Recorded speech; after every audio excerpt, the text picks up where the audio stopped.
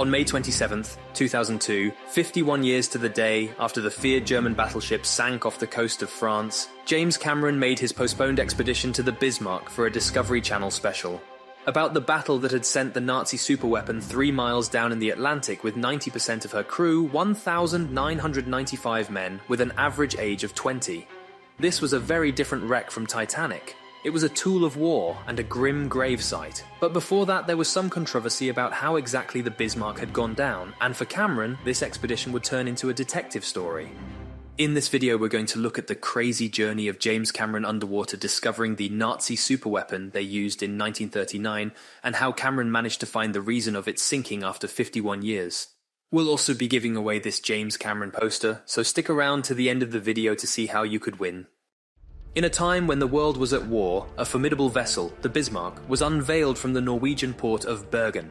This ship, a masterpiece of naval engineering, was hailed as the most perfectly equipped fighting ship in the world. The Bismarck was a symbol of Hitler's ambition, a cathedral of steel built in secret and launched in 1939. It was designed to be the ultimate killing machine, a predator to hunt the convoys in the North Atlantic and starve England into surrender. In England, the news was met with shock and grief. Winston Churchill, in his characteristic determination, ordered a singular mission: sink the Bismarck. But the British were not to be defeated. A fleet of over 100 vessels, led by the battleships Rodney and King George, pursued the Bismarck across 2,000 miles of sea. They finally confronted the German behemoth 400 miles west of West France. Eventually, it was the Dorsetshire that delivered the fatal blow, sending the Bismarck and over 2,000 of its crew to the depths of the Atlantic. Only 100 crew members survived this historic confrontation, one of the most pivotal moments of World War II. 6 decades later, on May 27, 2002, a man well acquainted with the power of storytelling, James Cameron, accompanied by a diverse team of technicians, scientists, and historians, are going on a mission to explore the Bismarck in a way never done before. Their vessel for this voyage is the Russian oceanographic ship, the Academic Keldysh. This ship is home to the only double submersible system in the world, the Mir 1 and Mir 2, capable of diving to depths of 20,000 feet. The goal? To explore the Bismarck's sunken remains and bring its story to light. They aim to explore and photograph the interior of the Bismarck for the first time. 2 remotely operated vehicles, or ROVs, named Jake and Elwood, which James Cameron specifically built to guide them through their expedition's journey. Designed to navigate the ship's interior, they will pay out their own fibre like a spider spinning a web, allowing them to explore even the most inaccessible areas of the wreck. The challenge was immense. Think of a micro-machine navigating through a submerged labyrinth, a Titanic-sized Rubik's Cube puzzle. Every tiny component of the ROV had to be custom-built, each carrying 2,000 feet of fibre-optic cable thinner than a human hair. The ROV's eyes and ears were these delicate glass fibres. A single scratch and it was game over. The team had one shot to make it work. Based on Bismarck's blueprints and survivor testimonies, the team created a detailed map of the sunken ship. It was like preparing for a mission to another planet, with the survivors acting as our guides. But for the sub itself, the pressure is immense, and not just from the miles of ocean overhead. The submersibles are intricate machines with countless components, any of which could fail. Lights could implode, cables could get tangled. It's a roll of the dice every time they descend. And that's what exactly happened in the OceanGate Titan implosion. So risk and precision are part of the job, much like flying a helicopter. And the ocean floor, 15,700 feet below the surface, is a tantalizing, if intimidating, destination. The 2 submersibles, Mir 1 and 2, are packed with over 8,000 watts of light and a stereoscopic high-definition camera system, and they begin to descend and start their journey to uncover the Bismarck mystery deep in the abyss. All light from the surface is gone, and the temperature drops to near freezing. Condensation trickles down the walls as the submersibles continue their 16,000-foot freefall. A journey that will take 3 hours. While the Bismarck itself back in 1939 made the same journey in less than 10 minutes. Its stern ripped away by buoyancy and hydrodynamic forces as it plunged into the depths like a 35,000-ton steel missile.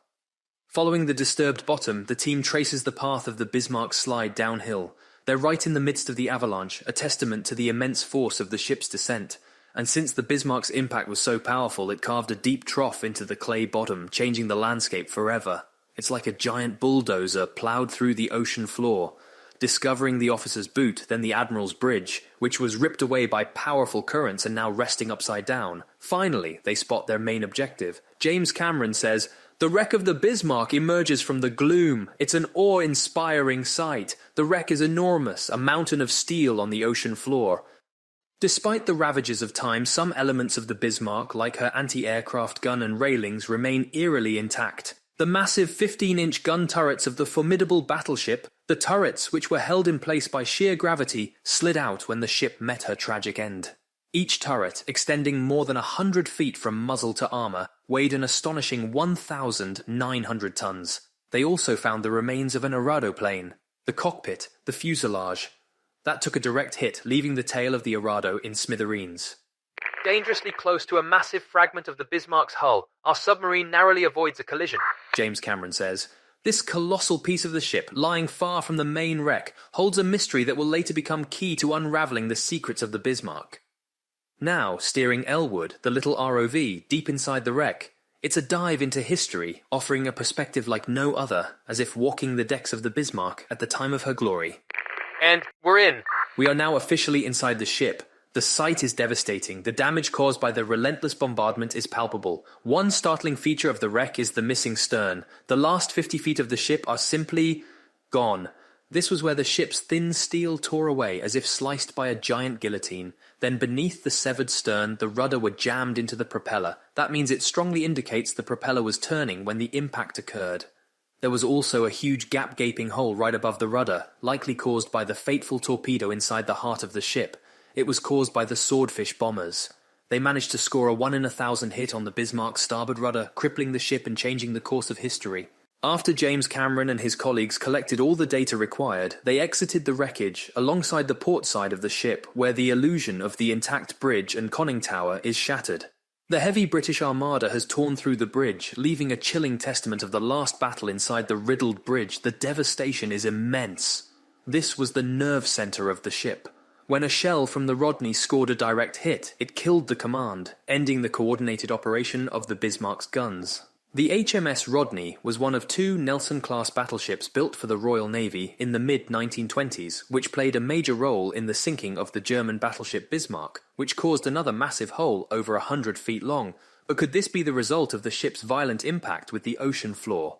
The Bismarck hit the mountainside bow first, causing an enormous buckle, sending parts of the hull flying before sliding down the slope to its final resting place.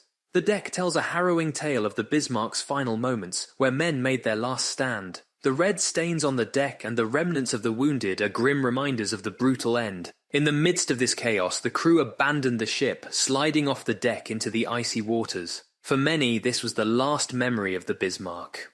With his ROVs, Cameron was able to take images and see parts of the warship not viewed since its sinking. He found that none of the torpedoes or shells had penetrated the second layer of the Bismarck's inner hull, that British torpedoes hadn't in fact caused any significant flooding.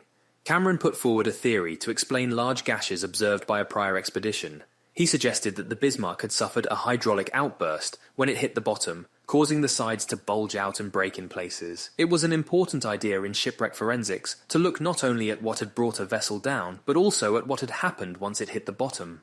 Based on Cameron's findings, the wounded Bismarck would have sunk without the scuttling, but it might have taken half a day, enough time for many more German sailors to be rescued. The director's theories weren't well received by proud British historians, but they were by the scientists who specialise in maritime forensics, because some German survivors had claimed that it wasn't the Brits' shelling that brought down the Bismarck, but the Germans themselves, who sank the ship to avoid its being boarded. The journey is fraught with danger, but the reward is worth it. Here, in the frigid, crushing depths of the ocean, we've touched a piece of history, a monument to human endeavour and the relentless power of the sea, and so our journey comes to an end. But the memory of the Bismarck and the awe-inspiring adventure to uncover its secrets will stay with us forever. Join us next time as we dive into another chapter of James Cameron Expeditions. And now time for the giveaway.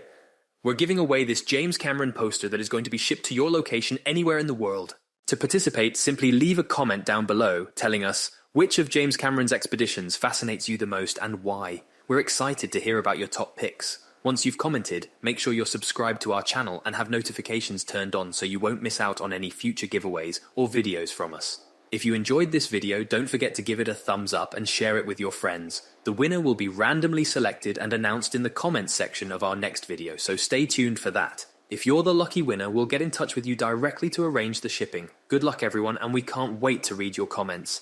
From everyone here, thank you so much for watching, and as always, keep the passion alive. Until the next video, take care and see you soon.